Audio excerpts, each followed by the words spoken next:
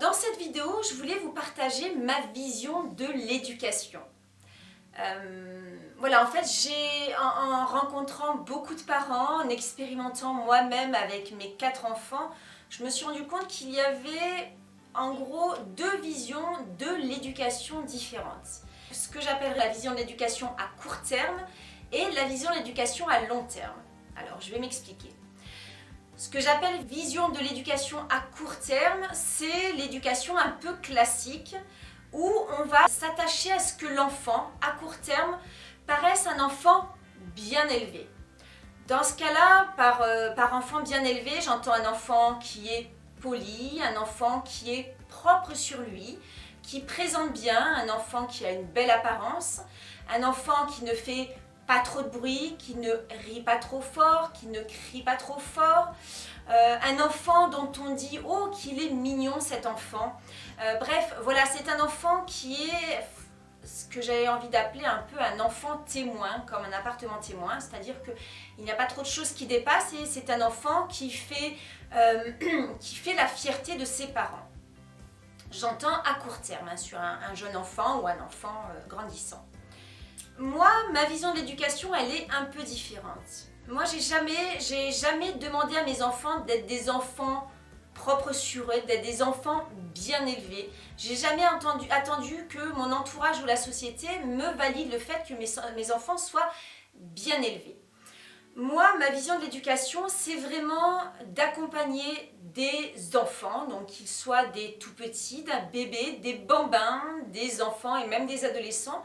Je souhaite les accompagner à être des adultes qui soient équilibrés, qui soient bien dans leur peau, bien dans leur basket, qui soient bien dans leur vie, c'est-à-dire qu'ils fassent une activité qui leur plaît, qu'ils aient des amis qui correspondent à leurs aspirations, que ce soit des personnes qui soient capables de relationner avec leurs amis, avec des étrangers, avec leurs conjoints ou leurs conjointes.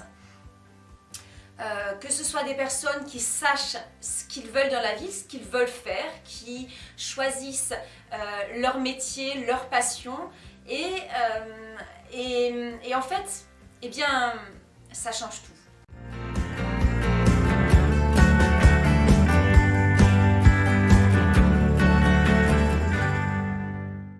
Le fait de choisir d'éduquer des enfants à court terme pour que ce soit des enfants bien élevés, ça peut avoir plein de désagréments. Alors, lors de mes rencontres, j'ai eu le temps de discuter avec des adultes qui m'ont parlé de leur enfance et qui m'ont parlé de la façon dont ils ont été élevés. Et je vais citer un de mes amis qui est actuellement ingénieur, qui travaille dans l'aéronautique et qui m'a confié qu'en fait, lui, c'est pas ce qu'il aurait fait naturellement. Lui, il souhaite être thérapeute. Donc là, il est en train de faire une reconversion professionnelle à presque 40 ans. Mais lui, en fait, il a toujours souhaité être dans un métier d'aide, d'accompagnement et il souhaite être thérapeute. Sauf que dans sa famille, on avait le droit d'être soit médecin, soit ingénieur. Donc comme il n'avait pas spécialement envie d'être médecin, il s'est lancé dans une carrière d'ingénieur. Donc, dans l'idée, c'est pas très grave. Dans l'idée, il n'y a pas mort d'homme, c'est sûr. Mais c'est dommage. C'est dommage que cette personne se soit sentie obligée de faire ça alors que cette personne avait peut-être une autre mission, que cette personne a perdu du temps, qu'il aurait pu développer des compétences dans vraiment son cœur de métier, ce qui lui plaît vraiment plus tôt. Et derrière tout ça, en fait, dans cette éducation, dans cette vision de l'éducation que j'appelle à court terme, il y a plusieurs choses. Dans le cas de mon ami, il n'y a rien eu de problématique, mais dans d'autres cas, il peut y avoir quand même beaucoup d'aspects assez négatifs, même finalement à court terme. Ça peut être des enfants qui ne se sentent pas aimés pour ce qu'ils ont, ni aimés ni reconnus, et du coup qui peuvent à l'âge adulte attendre de l'extérieur une reconnaissance, un besoin d'amour, donc de la part de leurs compagnons, de la part de leurs enfants, de la part de leurs parents toujours.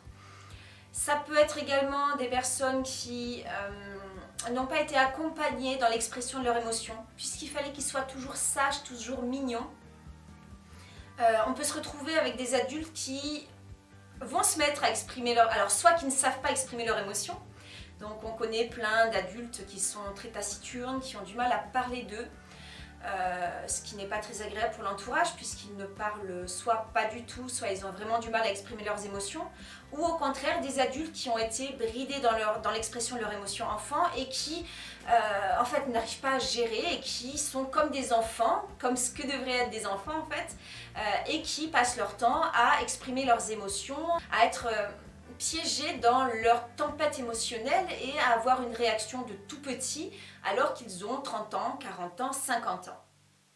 Et ça, j'en connais personnellement plusieurs. Si vous en connaissez, n'hésitez pas à partager dans les commentaires parce que moi, j'ai vraiment la conviction que ça vient de là, ça vient d'éducation, je vais dire inadaptée. Voilà, c'est pas...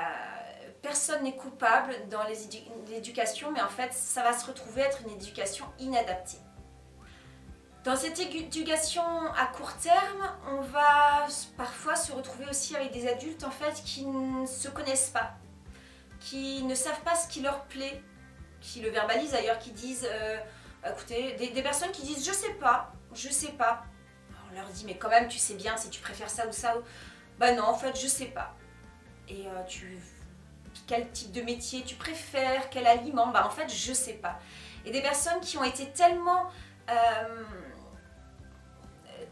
extraites de qui elles sont, de ce qu'elles aiment, de ce qu'elles appréciaient petites, qu'en fait, arrivées à l'âge adulte, c'est des personnes qui ne savent pas si elles veulent vivre à la campagne ou à la ville, qui ne savent pas si elles veulent des enfants ou pas, des personnes qui ne savent pas si elles aiment telle personne ou pas, et même des personnes, comme je disais, qui ne savent pas si elles aiment tel aliment ou pas. Alors effectivement, c'est pas très grave, mais c'est un peu handicapant dans le quotidien, soit pour elles, si elles en sont conscientes, soit pour l'entourage.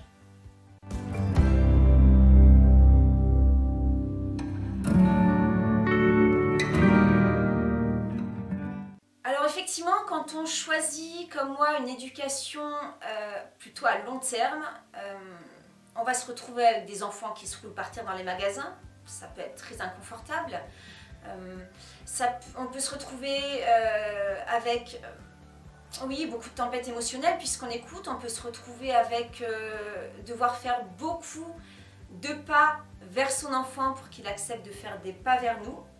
Donc là, il y a un gros travail sur l'adultisme. Alors je vais vous mettre le lien d'une vidéo que j'ai tournée sur l'adultisme justement, une de mes premières vidéos de la chaîne. Je vous mets le lien ici, il apparaîtra ici. Sur le fait de pouvoir travailler aussi sur le côté adultisme, c'est-à-dire si je me mets au niveau de l'enfant, je ne me rabaisse pas. Et ça, c'est pas toujours évident. Je dois reconnaître que même avec beaucoup de travail, ça m'arrive encore de me dire ouais, mais c'est bon, c'est un enfant, quoi, ça va, c'est toi qui décides. Enfin bon, voilà, ce côté adultiste qui revient. Alors que quand on garde au fond de la tête, à chaque fois qu'on communique avec son enfant, à chaque fois qu'on relationne avec son enfant, qu'en fait on crée une éducation, on est en train de mettre en place une éducation où on va accompagner un futur adulte, eh bien c'est vraiment différent. Et ça m'arrive même de le verbaliser. L'autre fois j'étais avec mon adolescent qui me demandait quelque chose et je lui disais bah non en fait, parce que en tant que futur adulte, en tant qu'enfant j'aimerais te faire plaisir, mais en tant que futur adulte je sais que c'est pas souhaitable pour toi d'expérimenter ça ou de faire ça. Et en fait ça change énormément de choses. Cette vision à long terme, ça change énormément de choses. C'est vraiment pas la même éducation qu'on peut donner si on veut un enfant bien élevé ou si on veut un adulte équilibré. Donc je vous invite à réfléchir à ça. Je vous invite à me partager également où vous en êtes vous dans votre réflexion sur l'éducation que vous apportez à vos enfants. Et même à l'éducation que vous avez reçue, parce que ça c'est énorme, ça c'est vraiment la première conscientisation que vous pouvez avoir en tant que parent ou futur parent si vous attendez un enfant, c'est qu'est-ce que j'ai reçu, comment j'ai été élevée, est-ce que j'ai été élevée plutôt dans une éducation à court terme, dans une vision de l'éducation plutôt à court terme, ou est-ce que j'ai été élevée dans une vision de l'éducation plutôt à long terme. Si vous me répondez en tant qu'adulte, je pense que vous aurez de grandes chances de me parler d'éducation à court terme, où vos parents avaient des attentes précises, où vous n'aviez pas toujours la possibilité d'exprimer la totalité de vos émotions, où vous pouviez par exemple exprimer la joie et la tristesse, mais pas la peur ni la colère, ou le contraire. Bon voilà. Je suis très curieuse de voir ce que vous avez vécu enfant, comment vous l'analysez maintenant, et si vous êtes parent, ce que cette vidéo et ce que cet apport vous donne, est-ce que ça fait résonner en vous? Est-ce que vous êtes d'accord avec moi ou est-ce que vous n'êtes pas du tout d'accord? Est-ce que vous avez mis en place plutôt de façon un peu automatisée? Parce qu'en fait, c'est pas tous les parents essayent de faire de leur mieux, mais parfois de façon automatisée, on va reproduire un schéma parental, un schéma éducatif. Ou est-ce que vous avez plutôt fait toute une réflexion, vous êtes formé à un autre type d'éducation pour visualiser que vous n'accompagnez pas des enfants, mais que vous accompagnez des futurs adultes. Voilà, donc je suis très curieuse de savoir qu'est-ce qu'il en est pour vous. Je vous invite du coup à communiquer avec moi par le biais des commentaires sous la vidéo, voilà, à me partager tous vos témoignages, tout votre point de vue par rapport à ça. Et si vous avez aimé cette vidéo, je vous invite évidemment à la liker, à la partager si vous avez envie de la faire connaître à vos amis, à vos proches.